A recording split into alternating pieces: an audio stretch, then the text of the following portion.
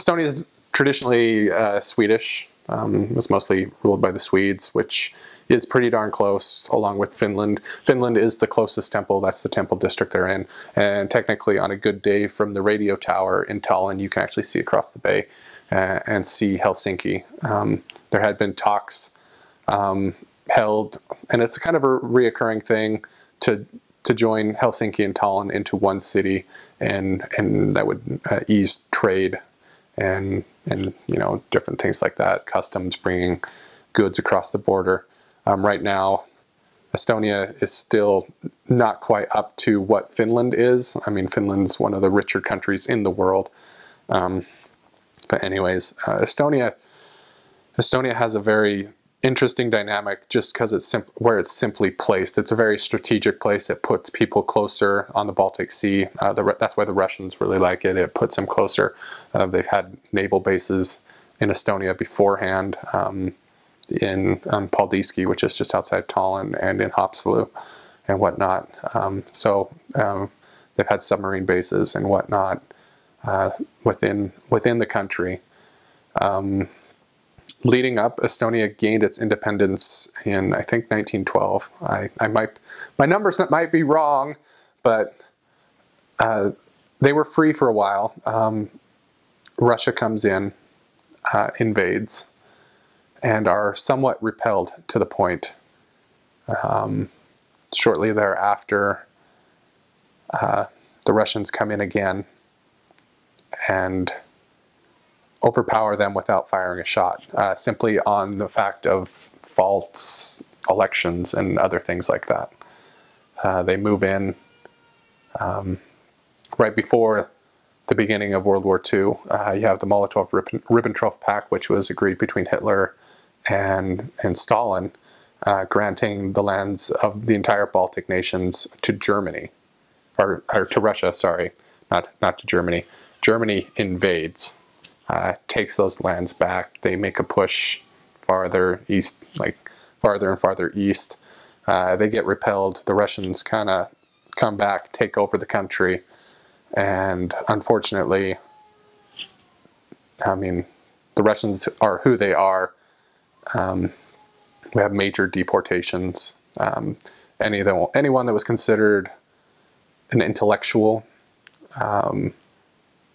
or of higher standing was pretty much picked up and shipped off to Siberia. Upwards of 20,000 people were deported.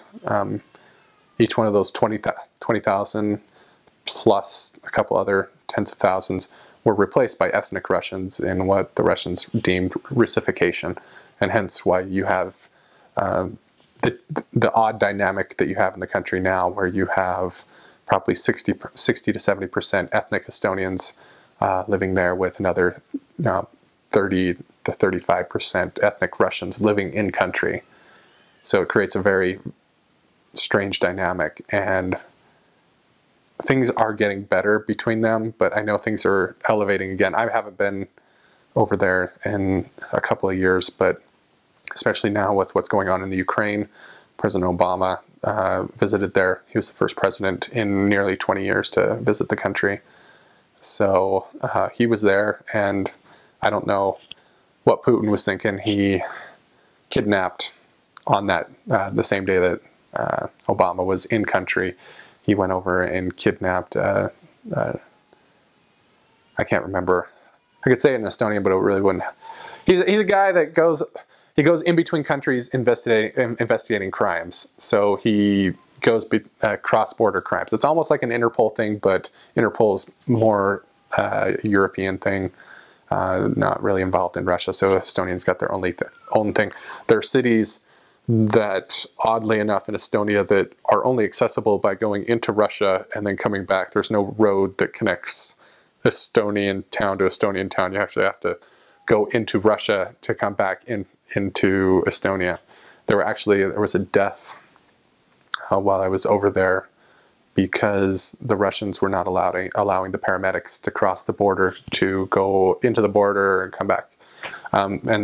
The problem there is when the Estonians regained their independence after the breakup of the Soviet Union, Russia kept a good portion of land on the eastern border, a couple 20, 30 miles of land that now have made things kind of awkward over there. So, but I mean, that's a quick overview of why Russia or Estonians are the way they are, the dynamic on why there's like literally a hatred towards the Russians is because they don't want to be part of that.